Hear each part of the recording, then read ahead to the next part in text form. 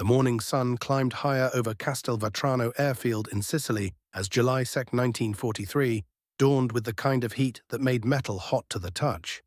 Up above, a Focke-Wulf 190 pilot pushed his aircraft through the Mediterranean blue, completely unaware of the danger descending from above. The P-40 Warhawk came screaming down, diving at a severe angle. Machine gun fire erupted from the cockpit, tearing through the German fighter's fuselage with devastating force. The aircraft shuddered violently, then began its death spiral toward the Sicilian countryside far below. The pilot of that P-40 was First Lieutenant Charles B. Hall, just 22 years old, born and raised in Brazil, Indiana. In that single moment, he achieved something the German Luftwaffe leadership had insisted was impossible. A black American pilot had just destroyed one of their most advanced fighter aircraft. That afternoon, as ground crews inspected Hall's P-40 Warhawk and painted the swastika on its fuselage, they were marking the first of what would eventually become 112 enemy aircraft destroyed by these remarkable men. The Germans would come to call them by a name steeped in racial contempt: the Black Burden. Back in Nazi Germany, the regime's racial ideology painted a bleak picture of anyone with African ancestry. The doctrines of the Third Reich classified black people as Untermensch, subhuman creatures supposedly incapable of understanding complex machinery or showing true courage under fire. The Nuremberg laws had gone so far as to forbid marriage between Germans and anyone of African descent. The Nazis had built an entire pseudo-scientific mythology around racial superiority, one that would soon collide violently with reality over the Mediterranean skies. What the Luftwaffe pilots climbing to intercept American bombers in 1943 didn't realize was the caliber of flyers they were about to face. 992 trained pilots had come from Tuskegee, Alabama, men who had overcome barriers that their white counterparts would never experience. They had trained harder, stayed longer in the training pipeline, and carried with them not just the standard burden of national duty. They carried the enormous weight of proving that an entire system of racial mythology was built on lies. The numbers would tell a story the Nazis could never have anticipated. 15,000 combat sorties, 1,578 missions flown, 112 aerial victories achieved, and most remarkably, an escort loss rate significantly lower than their white fighter group counterparts. These statistics would eventually force even the most fanatical Nazi ideologues to confront a disturbing truth. Their racial theories were bankrupt. But the path to that first victory had begun far from any battlefield. It started in the deeply segregated, hostile environment of American society. Back in 1925, the United States Army War College had published an official report titled Employment of Negro Manpower in War. The conclusions were damning and explicit. Compared to the white man, it stated, black soldiers were admittedly of inferior mentality. He is inherently weak in character. This wasn't speculation from fringe voices. This was official military doctrine claiming that black soldiers lacked the intellectual capacity for technical positions and the psychological strength for combat leadership. Yet even as military leadership clung to these prejudices, individual black Americans were quietly proving them spectacularly wrong. Eugene Bullard had wanted to fly for his country during World War I, but America refused to let him, so he had flown for France instead. Bessie Coleman had dreamed of becoming a pilot, but no American flight school would teach her. So in 1921, she went to France and earned her license there. By the 1930s, the Coffey School of Aeronautics in Chicago had trained dozens of black civilian pilots, demonstrating conclusively that the ability to fly had absolutely nothing to do with race. As war clouds gathered over Europe in the late 1930s, pressure for change grew steadily. Civil rights leaders like Walter White from the NAACP, labor organizer A. Philip Randolph, and Judge William H. Hastie pushed relentlessly and publicly for black inclusion in military aviation. Black newspapers became powerful voices for change.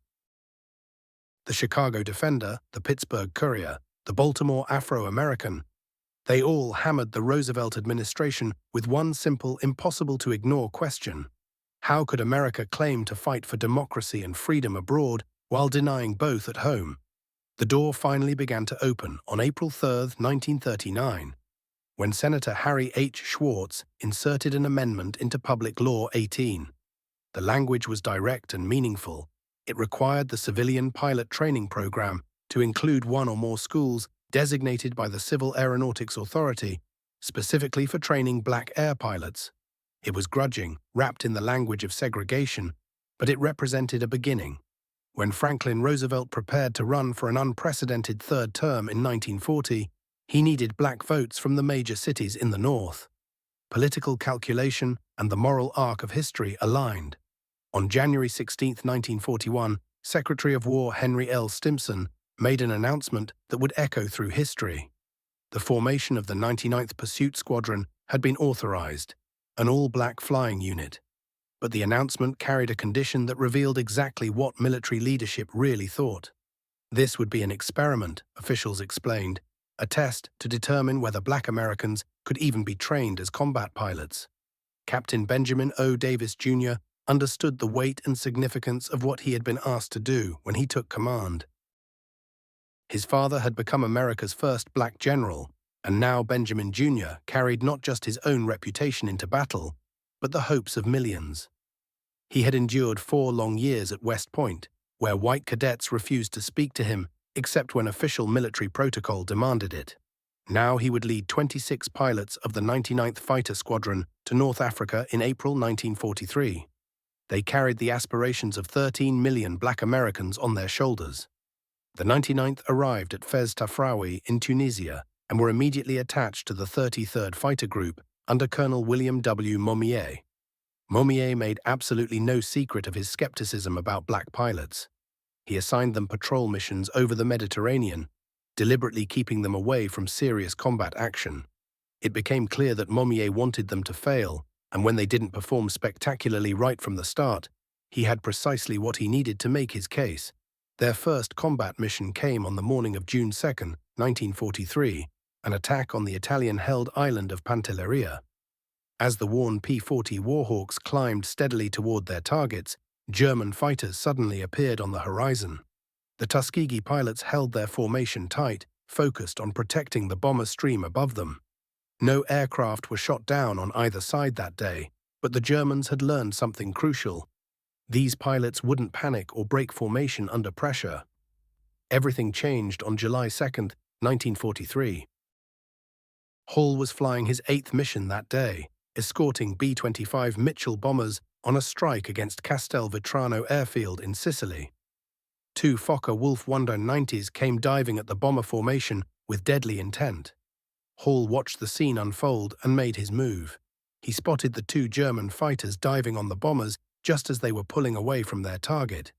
He positioned himself directly between the enemy fighters and the bomber formation, then managed to turn inside the German fighters' turn radius, a crucial advantage in air combat.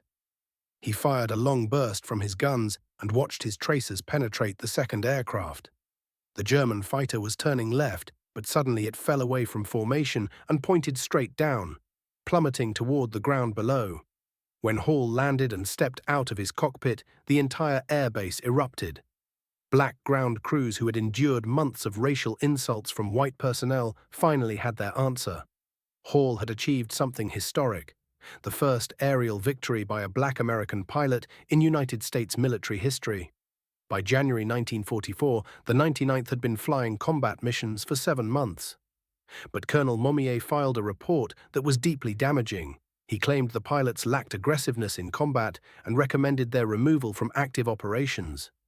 The report climbed the chain of command and reached General Henry Hap Arnold, who began preparing orders to shut down the entire experiment. Then the situation changed overnight at Anzio. On January 27, 1944, the Luftwaffe launched massive coordinated raids against Allied forces holding the Anzio beachhead. 15 pilots of the 99th, flying obsolete P-40 Warhawks that were significantly inferior to the German Fokker-Wulf 190s, found themselves in the middle of intense aerial combat. What happened over the next 2 days would silence the critics permanently and completely. The 99th shot down multiple enemy aircraft. Accounts vary between 8 and 13 confirmed kills over those 2 days of fighting. Captain Charles Hall himself claimed 2 additional victories, raising his personal total to 3.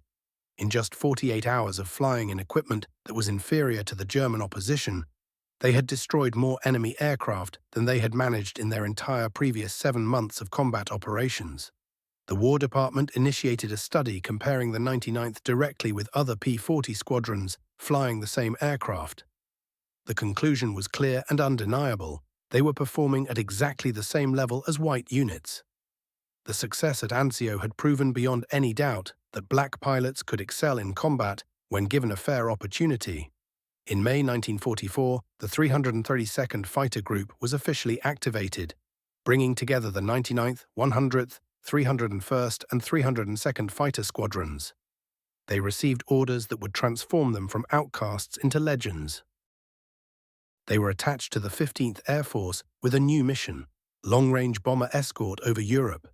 Their assignment meant flying deep into Nazi Germany on dangerous missions that tested every skill and nerve.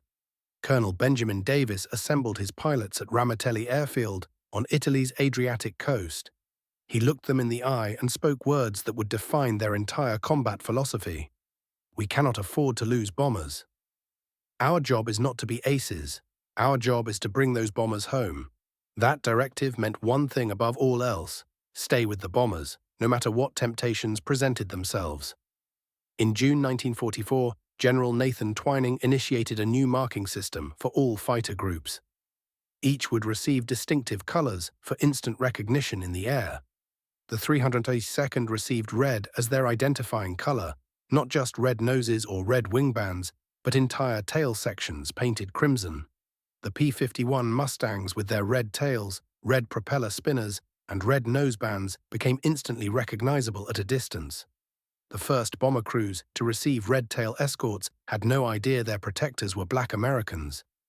They only knew that these fighters stayed close, never abandoning the bomber stream to chase individual enemy aircraft for easy victories. Word spread through the bomber groups. Requests came down. "If you can, get the red tails." These pilots meant business, and they meant protection. July 18, 1944, would test the red tails in ways they had never experienced before.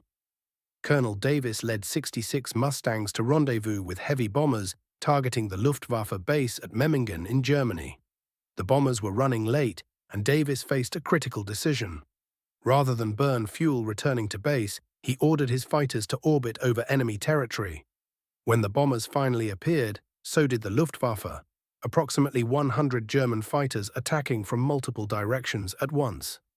The Germans had learned that overwhelming numbers might break through the red tail's protective screen.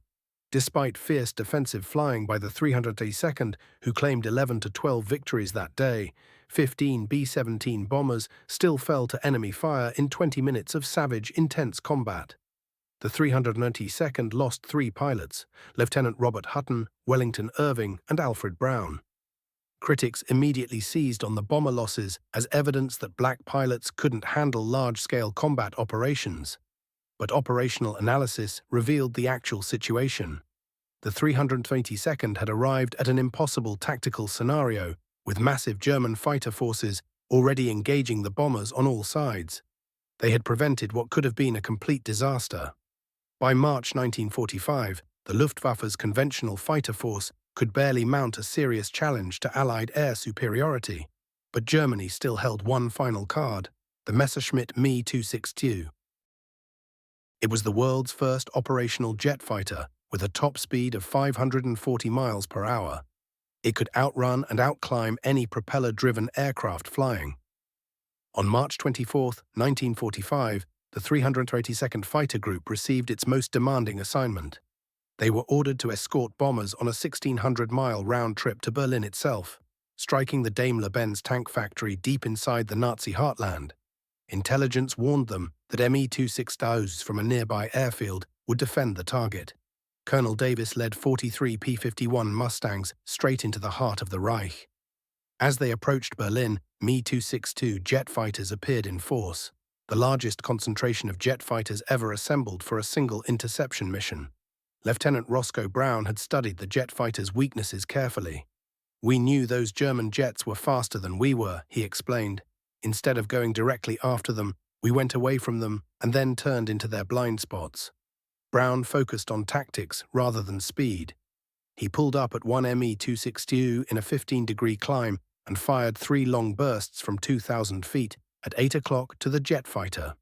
Almost immediately, the German pilot bailed out from 24,500 feet. Lieutenant Earl Lane accomplished what many considered impossible. He shot down an Me-262 with a 2,000-yard deflection shot using the new K-14 computing gun sight he had trained with. Lieutenant Charles Brantley claimed the third jet victory that same day, adding to the historic accomplishments unfolding above Berlin. The destruction of 3 Me-262 jet fighters in a single afternoon was extraordinary. Most fighter groups throughout the entire war never managed to shoot down that many advanced jets. In just one mission, the red-tailed pilots had surpassed the combined total of all previous American Me-262 kills. This achievement earned the 332nd Fighter Group a distinguished unit citation that reflected the magnitude of what they'd accomplished. Not every encounter between the Tuskegee Airmen and their German adversaries ended in triumph. 32 pilots fell into enemy hands as prisoners of war, and what happened to them revealed the complicated relationship between Nazi ideology and the realities of military conduct. Lieutenant Alexander Jefferson became one of them when his P-51 was hit by anti-aircraft fire on August 12, 1944, during his 19th combat mission. He'd been attacking radar installations in southern France when the flak caught him. What shocked Jefferson during his interrogation was the depth of German intelligence. The officer questioning him possessed detailed knowledge about the 322nd Fighter Group, specifics about the squadron commanders, even intimate facts about Jefferson's own family back in Detroit. He knew that Jefferson's father taught school and could recite his mother's maiden name. The thoroughness was unsettling. Inside Stalag Luft, Jefferson discovered something that would have been unthinkable in peacetime America.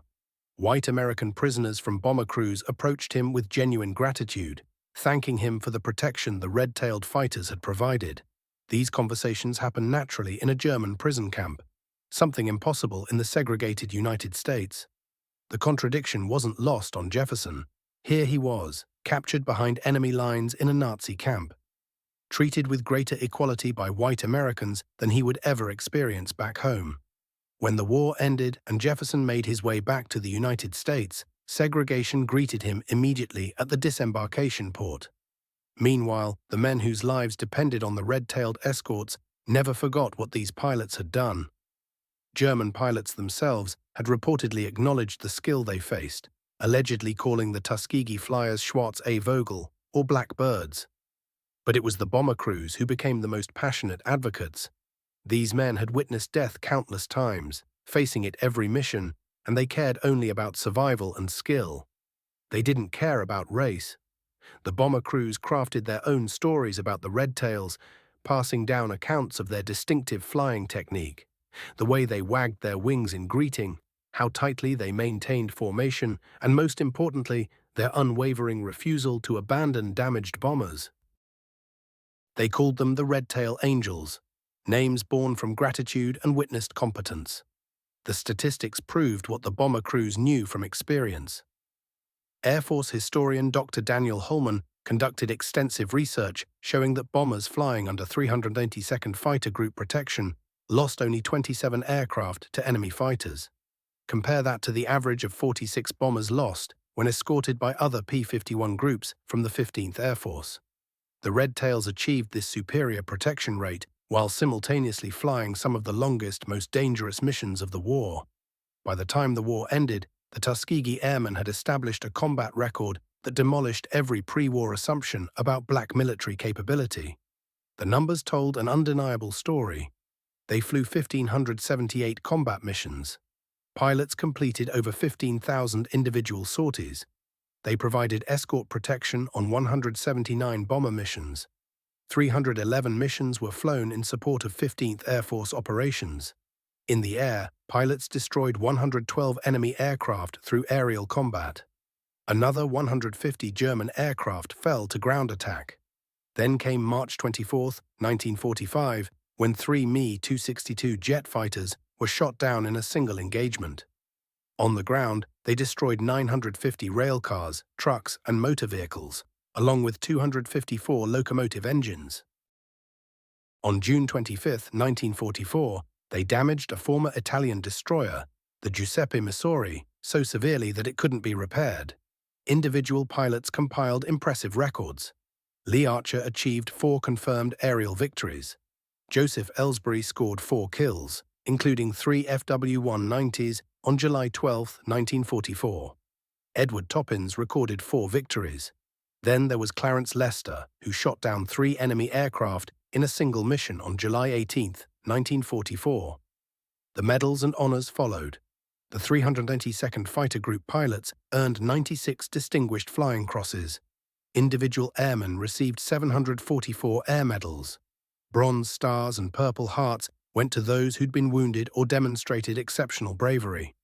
The group itself earned 3 Distinguished Unit citations, with the 99th Fighter Squadron and 332nd Fighter Group each recognized for their extraordinary service. The human cost was substantial. 66 pilots were killed in aerial combat or as a result of combat operations. 32 became prisoners of war. 84 more died in training accidents or non-combat missions. Every number represented a sacrifice, a life given to the cause. The transformation from ridicule to respect wasn't merely about raw courage, though that certainly played a role. It reflected something deeper, superior training methods and technological mastery that the red-tailed pilots wielded with precision. At Tuskegee, pilots trained far more extensively than their white counterparts, accumulating 300 flight hours compared to 200 for white pilots. They practiced formation flying repeatedly, understanding that discipline would give them their advantage in combat. The washout rate at Tuskegee reached 60% compared to 40% for white cadets. Only the finest pilots survived the rigorous program, which Colonel Noel Parrish, Tuskegee's commander, described as creating a super-selected group.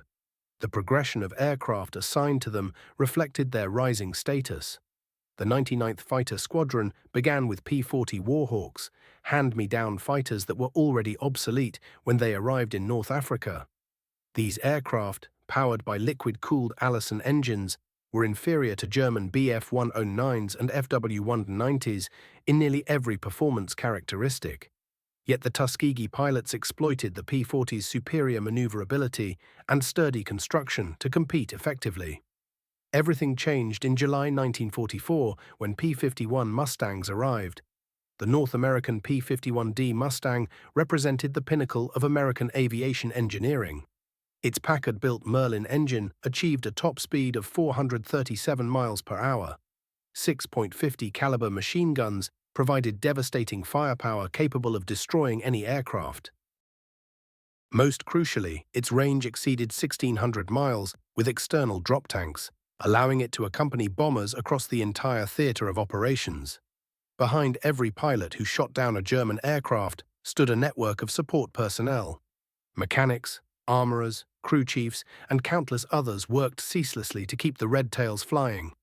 Of the approximately 16,000 Tuskegee airmen who served, fewer than 1,000 were pilots. The remaining 15,000-plus personnel constituted the unsung backbone of the operation, the true foundation of every victory. The ground crews at Ramitelli Airfield in Italy performed miracles under challenging circumstances. The base was primitive compared to other American installations. Spare parts were consistently scarce, with the 382nd frequently falling behind in supply lines. Despite these limitations, their aircraft availability rate, the percentage of planes ready for immediate combat, matched or exceeded that of white units. These ground personnel weren't removed from danger either. German raids on Ramitelli occurred infrequently, but with deadly results.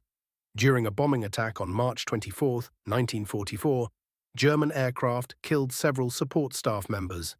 The men continued their work throughout the bombardment, frantically moving aircraft away from burning fuel depots, prioritizing the mission over their own safety. The strategic bombing campaign over Europe provided the crucible where the Tuskegee Airmen proved themselves. Each B-17 Flying Fortress cost $238,000 and carried 10 highly trained crew members. The destruction of a single bomber represented not just a tactical loss, but a strategic blow that reverberated through the entire war effort. This reality made bomber protection infinitely more valuable than shooting down fighters. Colonel Benjamin Davis understood this fundamental truth. He ordered his pilots to resist the temptation to abandon their escort duties to chase German fighters. "Anyone can shoot down a fighter if they abandon their responsibility," he explained. "It takes real discipline to stay with the bombers when enemy fighters are fleeing." The Red Tails refined their escort tactics through hard-won experience.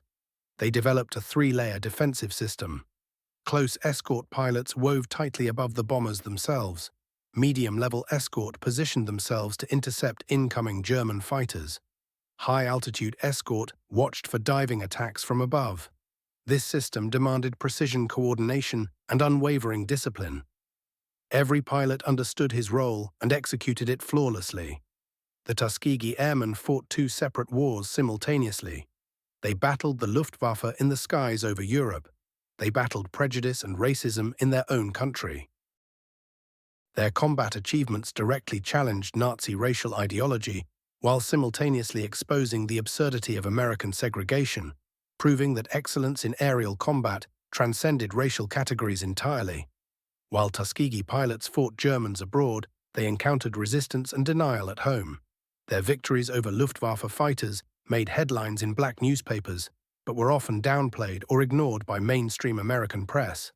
The Pittsburgh Courier's Double V campaign, seeking victory against fascism abroad and racism at home, featured the Tuskegee Airmen prominently as evidence that black Americans could excel in combat. The contrast with German awareness was striking. By 1945, the Luftwaffe knew precisely who flew those red-tailed Mustangs and had given them a name. Many white Americans, meanwhile, didn't even know black pilots existed. This wasn't accidental ignorance. The War Department deliberately minimized publicity about the Tuskegee Airmen's successes. As victory in Europe approached, uncertainty surrounded the Red Tails' future. While white units began preparing for victory celebrations, the 332nd faced questions about what came next. The Army Air Force planned to preserve segregation despite overwhelming combat evidence proving its foolishness. For decades following World War II, the achievements of the Tuskegee Airmen remained largely invisible to mainstream American consciousness. Individual pilots struggled with this erasure. Lee Archer, despite his 4 confirmed victories, worked as a civilian executive but rarely discussed his wartime service. "Nobody would believe me anyway," he would say. "People assumed a black fighter pilot must be exaggerating." Change came gradually. In 1948, President Harry Truman signed Executive Order 9981, integrating the United States military, a decision significantly influenced by the Tuskegee Airmen's demonstrated combat excellence. In 1954, Benjamin Davis, who had led the Red Tails over Berlin, became the Air Force's first black general. Recognition eventually arrived, though far too late for many. During 2007, President George W. Bush awarded the Congressional Gold Medal to the Tuskegee Airmen. Only 300 of the original pilots lived to receive the honor. Many had waited more than 60 years for their nation to acknowledge what they'd accomplished. The transformation from mockery to respect was no myth. It was documented historical fact. The numbers remained unassailable. 112 aerial victories against the Luftwaffe, 3 Me-262 jet fighters destroyed in a single mission, 150 enemy aircraft destroyed during ground attacks, 27 bombers lost under their protection versus 46 for other groups, 96 distinguished flying crosses earned by 332nd Fighter Group pilots. The allegedly nicknamed Schwarz A. Vogel proved that prejudice crumbles when confronted with undeniable capability. Every German aircraft destroyed, every bomber protected, every mission completed added another piece of irrefutable evidence. Skin color had absolutely nothing to do with a pilot's ability to fly and fight. Roscoe Brown, who shot down a German jet over Berlin, captured their accomplishment perfectly. "We didn't just fight the Germans," he said. "We fought ignorance, prejudice, and hatred, and we won all 3 battles." The Tuskegee Airmen had accomplished far more than winning military engagements. They had fundamentally changed history. They fought 3 wars simultaneously and prevailed in every one. They defeated the Luftwaffe in the skies. They challenged Nazi racial ideology through their undeniable performance.